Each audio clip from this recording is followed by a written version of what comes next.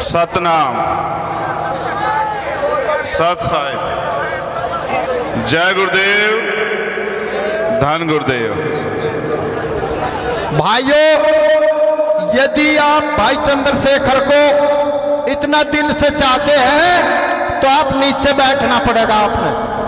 ये मेरी विनती है आप सभी से, आप नीचे बैठें। यही आप भाई का सम्मान होगा आपके दिन में, जो आप नीचे बैठेंगे। इन्हें भी बिठाने सब नहीं बिठा, इस वालों को भी मैं बिठवा दूँ। आप बोल लो। ये जो इस लाइन में है ना, ये संतों का और व्यवस्था के जो हमारे जिम्मेदार हैं उनका आदेश है कि आप लोग बैठ जाओ। अगर आप बैठ जाओगे तो पीछे जो लोग हैं उनको मेरी आवाज चली जाएगी। बड़ी मेहरबानी होगी अगर आप बैठ जाएं। आपसे भी कह रहा हूं भाई, बैठ जाओ यार, बैठ जाओ। बोलिए संत श्रोमणी सतगुरु रविदास महाराज की, सतगुरु रविदास शक्ति, सतगुरु रविदास शक्ति। सतनाम, सत साहिब। आज गुरु गद्दी सुकरताल पर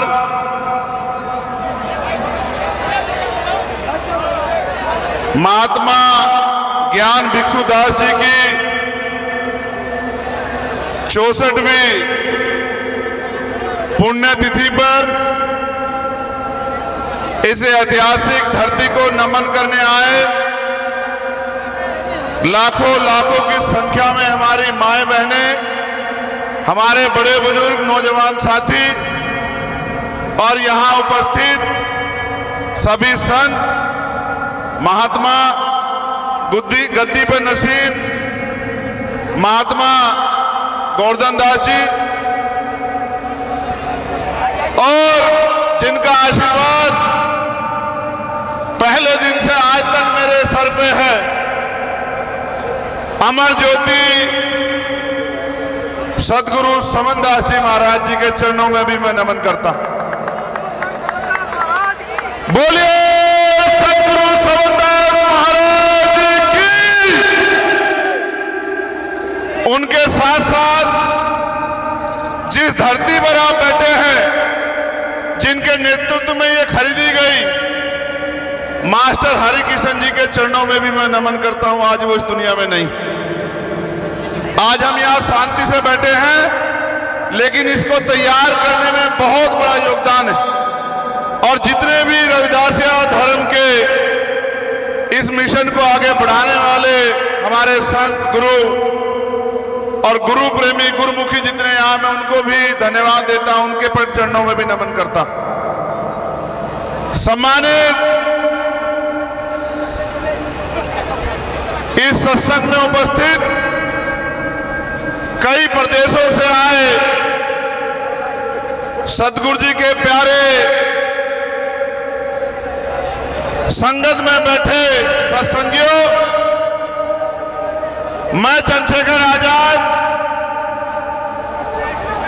ये सच है कि आप लोगों ने अपने आशीर्वाद से मुझे एमपी बनाया, लेकिन मैं समाज का बेटा ही हूं, समाज का बच्चा ही हूं, और जब तक जीऊंगा समाज का बेटा और बच्चा ही रहूंगा। मेरी बात को आप याद रखना।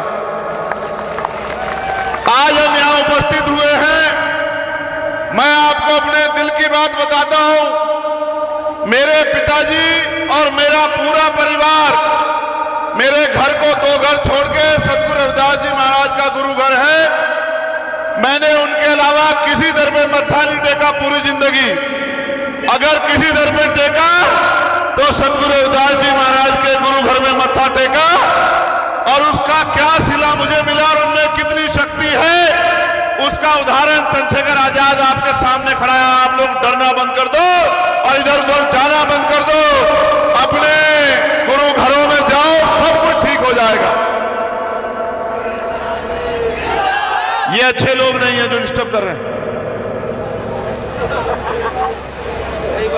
सत्संग की गरिमा को बना के रखो। हमने अनुशासन में रहना सिखाया है, अनुशासन में रहो। आज भी मेरे याद है, जब भी कहीं सत्संग होता था, सदगुरु समनदास जी महाराज मुझे फोन करके ये भी नहीं पूछते थे कि मैं कहाँ हूं, मैं दुनिया के किसी कोने में हूं, देश के किसी कोने में, आदेश देते थे, भाई परसों सत्संग आ जाइए। और मैं कहता था महाराज जी पहुंच जाऊंगा। ऐसी उनकी कृपा थी कि अपने आप सारी व्यवस्था हो जाती थी और मैं सत्संग के टाइम पे सत्संग में पहुंच जाता था। हमारे तमाम जो जिम्मेदार लोग हैं वो जानते होंगे, मैंने बहुत सारे सत्संग हजार हजार किलोमीटर की दूर से आके पूरे किए, क्योंकि उनका आशीर्वाद जब कोई कहता था, जब वो गुरु गद्दी में बैठते थे कि इनके सर पे हाथ रख दो, तो गुरुजी गुस्सा होकर कहते थे कि हाथ क्या, मेरा पूरा आशीर्वाद इसके साथ, और ये एक दिन पूरी दुनिया में समाज का नाम रोशन करेगा, इतनी जोर से चिल्ला के वो कहते थे। और जिस दिन वो इस दुनिया से गए, पूर्ण हुए, ऐसा लगा कि सब कुछ रुक गया हो। लेकिन मैं धन्यवाद दूंगा इस गुरु गद्दी पे नसीब जो महाराज गोवर्धन दास जी हैं और उनके सहयोगी ने भी इस मिशन को फिर से खड़ा कर रखा है। मैं उनके चरणों में भी नमन करता हूं। मेरा आपसे कहना है, महाराज की, मेरा आपसे कहना है, सदगुरु रविदास जी महाराज कोई साधारण गुरु नहीं थे। उन्होंने जो कहा दुनिया में उसकी कोई तोड़ नहीं है। 600 साल पहले वो जो कह के गए, जो दर्शन उन्होंने दिया, विरोधियों ने उस दर्शन को दुनिया के बीच जाने नहीं दिया। अगर उनके विचार दुनिया के बीच चले जाते, क्योंकि दुनिया में व्यक्ति राज नहीं करता, विचार राज करता है, और जो विचारों से जुड़ जाता है उन्हीं का राज आ जाता है। जब तमाम तरफ राजा महाराजा राज करते थे, 600 साल पहले उन्होंने ऐसा चाहूं राज में जहां मिले सबन्नु अन्न और छोटे बड़े सब संबसे, रविदास रहे प्रसन्न। ऐसा राज जहां कोई ऊंच नीच ना हो, कोई छोटा बड़ा ना हो, कोई भेदभाव ना हो, कोई गरीबी अमीरी ना हो, किसी बहन बेटी का अपमान ना हो, किसी को खाने के लिए अन्न की, तन ढकने के लिए कपड़े की और सर ढकने के लिए छत की, पीने के लिए पानी की कोई समस्या ना हो, सब लोग मानवतावादी राज में रहे। ऐसे राज की कल्पना 600 साल पहले की। अगर ये राज की कल्पना जो लोग उस समय के सत्ता में स्थापित लोग थे कोई कर देता तो पूरी दुनिया में जय जयकार होती। लेकिन हमारे गुरुजी को और उनके विचार दर्शन को बहुत लंबे समय तक रोकने का प्रयास किया गया। मैं तो धन्यवाद देता हूं हमारे सिख भाइयों का कि उन्होंने गुरु ग्रंथ साहिब में सदगुरु रविदास जी वाणियों को सबसे ऊपर रखा, उनका इतिहास जिंदा रखा। और सदगुरु जी ने कहा मैं समाज को भी संदेश के तौर पे कह रहा हूं और बात सुनना, आपको समझ आएगी। एक बार संगत ने सदगुरु जी ने पूछा कि गुरुजी हम इतनी मेहनत करते हैं, पसीना बहाते हैं, तमाम तरह के संघर्ष करते हैं, जमीन का सीना चीर के फसल उगाते हैं, फिर भी हम गरीब बेबस लाचार क्यों हैं? तो सदगुरु जी ने कहा तिरुपत एक सेज सुख सूता, सपनों भयो भका भिकारो, अशरत रात बहुत दुख पायो सोगत भई हमारो। इसका मतलब ये है कि इस देश में हमारे जो पूर्वज थे वो सुख शांति से अपने जीवन को जीते थे, राज में जीते थे। लेकिन जिसे सपने में आदमी सो जाए उसका सामान चोरी हो जाए, इस तरह बाहरी आक्रमण यहां हुआ और हमारा राजपाट हमसे छीन लिया गया। जिनका राजपाट इस देश में होता था, आज बुरी बात है मुझे संतों के बीच में कहना पड़ रहा है कि आज उनकी बच्चियों पे भी जुल्म जाति की जाती है, मूछे रखने पे, पगड़ी पहनने पे उनके साथ जुल्म किया जाता है, यहां तक कि घोड़ी पे बैठने पे भी जुल्म किया जाता है। इसका कारण यह है कि अगर आप अपने गुरुओं की बात पे नहीं चलोगे, संतों की बात पे पहरा नहीं दोगे, तो फिर आपकी तरक्की नहीं हो सकती।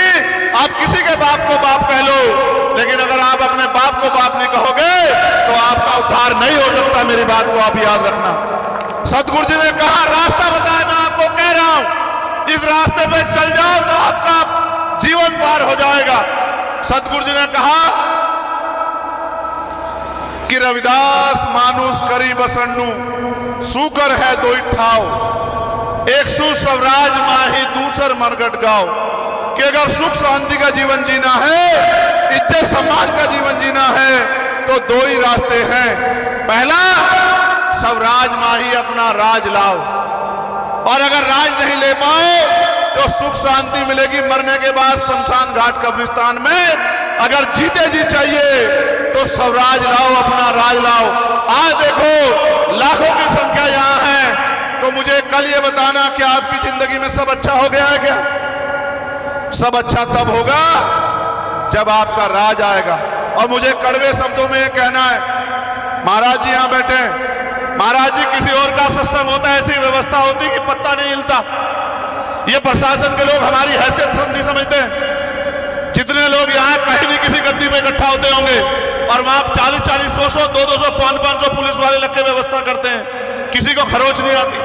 और यहाँ तो अगर ये हमारे पहरेदार ना हो आपके, तो यहाँ रास्ते भी बंद हो जाएंगे।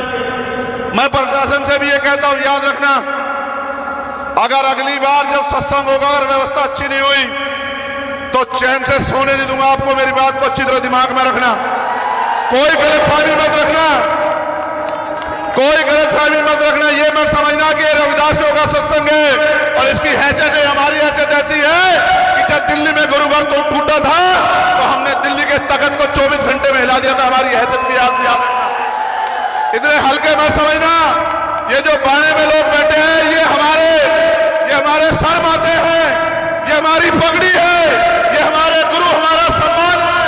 और अगर इनके सम्मान पे आ जाएगी तो फिर इसकी कीमत आपको चुकानी पड़ेगी। प्रशासन शासन के लोगों, ये बात आप याद रखना। मैं व्यवस्था देख के आया हूं, अगर हमारे लोग जिम्मेदारी ना उठाएं तो ऐसा लगता है कि यहां कुछ भी नहीं हो रहा है। ये बहुत गलत बात है। ये हम भी टैक्स देते, दोहरा नहीं चलने देंगे।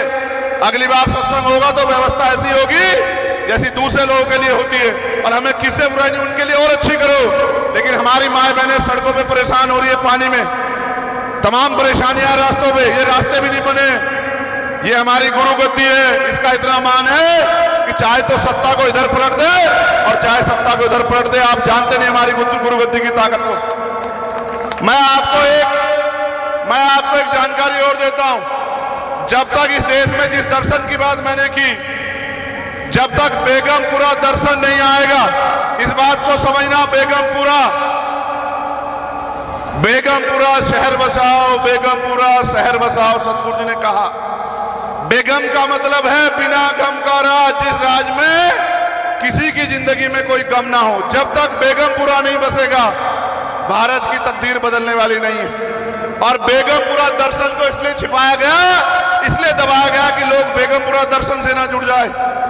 फिर भी हमारे संतों की वाणियों ने बहुत लोगों को जोड़ लिया है। मैं आपको कहता हूं, बेगमपुरा क्या है और बेगमपुरा राज आने से क्या आएगा।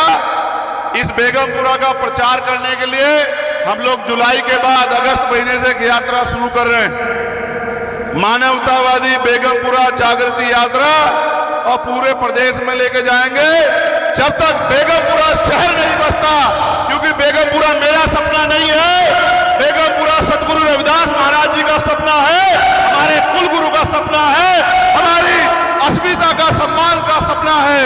और अगर किसी सपने को उनकी औलादें पूरी नहीं करती, वो औलादें अच्छी नहीं हो सकती हैं। मैं वचन देके कहता हूं इस मिट्टी पे कि जब तक मेरा जीवन है मैं पूरी ताकत लगाऊंगा कि बेगमपुरा राज आ जाए, बेगमपुरा शहर बस जाए, बेगमपुरा बिना गम का राज आ जाए, सतगुरु जी की इच्छा पूरी हो जाए।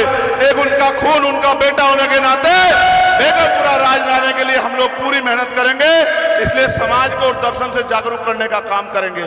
और मैं फिर कह रहा हूं, नेता तो समाज ने बनाया हूं, लेकिन समाज का खून हूं। मेरे खून का एक कतरा कतरा आपकी इज्जत के काम आएगा। आप पे उठने वाली हर लाठी के लिए ढाल है चंद्रशेखर आजाद। इस बात का वचन इस गुरु गद्दी से आप लोगों को दे रहा हूं।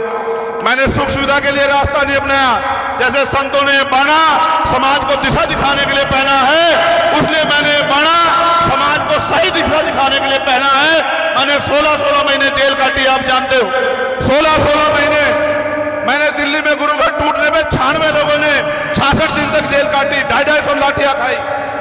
इतना जुल्म था, मेरे पैरों के नखून खींच ले गए, मेरी रीढ़ की हड्डी तोड़ दी गई। मैं घबराया नहीं कभी, क्योंकि मेरे सतगुरु महाराज का हाथ मेरे ऊपर था।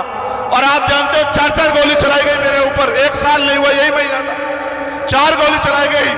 और जो डरते हैं इधर उधर जाते हैं, देखो सदगुरु रविदास जी महाराज का आशीर्वाद था कि आपका ये लाल जिंदा है, 4 गोली भी इसका कुछ नहीं बिगाड़ पाई। और उन्हीं का आशीर्वाद है, सबके रोकने के बाद भी 1.5 लाख वोट से समाज ने इज्जत की पगड़ी मेरे सर पे बांधी। मैं पूरी जिंदगी इस कर्ज को अदा करूंगा। मैं आपका खून था, खून हूं और खून रहूंगा। और मैं वचन देता हूं गुरु गद्दी पे बैठे हमारे गुरुओं को, सभी संतों को, कि जब जब आपको मेरी जरूरत पड़ेगी बिना बुलाए आपकी सेवा में हाजिर मिलूंगा। और अगली बार 1 महीने पहले इस व्यवस्था को मैं खुद देखूंगा। मैं देखूंगा शासन प्रशासन कैसे हमारे मान सम्मान के साथ खिलवाड़ करता है। अब तो आपने मुझे ताकत दे रखी है, अगर मैं 1 घंटे को बैठ जाऊं तो यहीं सारे अधिकारी नाचते फिरेंगे। मैं किसी वजह से अगर मैं सत्संग की गरिमा को नहीं समझता तो आज ही दिखाता इनको कि चंद्रशेखर आजाद क्या कर सकता है। मैं बहुत बहुत धन्यवाद दूंगा और मैं पुणे संगत से अपील करूंगा कि अपने गुरुओं की वाणियों पे चलो। ये जो नशा है इसको छोड़ो, ये जो कुरीतियां बुराइयां इनको छोड़ो, अंधविश्वास पाखंडवाद को छोड़ो। और ये जो दहेज प्रथा समाज में खड़ी हो गई है, जो कामयाब होते हैं दहेज दहेज दहेज, इसको भी छोड़ो, आपका भला हो जाएगा। और हेलमेट लगाया करो जब आप चला करो, अपनी जिंदगी की रक्षा करो और नशे से अपने परिवार को दूर रखो। और ये तभी दूर, सतगुरु जी ने समंदाज ने कितने परिवार पार तारे, लाखों परिवारों को छुटकारा दिलाया। आप भी अपने बच्चों को समझाओ, तभी समाज आगे बढ़ेगा। बहुत बहुत धन्यवाद। एक जोर से जयकारा लगा दो मेरे साथ। बोलिए परम संत सतगुरु समंदास महाराज जी की, अमर ज्योति ज्ञान महात्मा ज्ञान भिक्षुदास जी की। बोलिए सतगुरु रविदास महाराज जी की। सतगुरु रविदास शक्ति, सतगुरु रविदास शक्ति। अमर रहे। बहुत बहुत धन्यवाद। जय भीम, जय भारत, जय संविधान।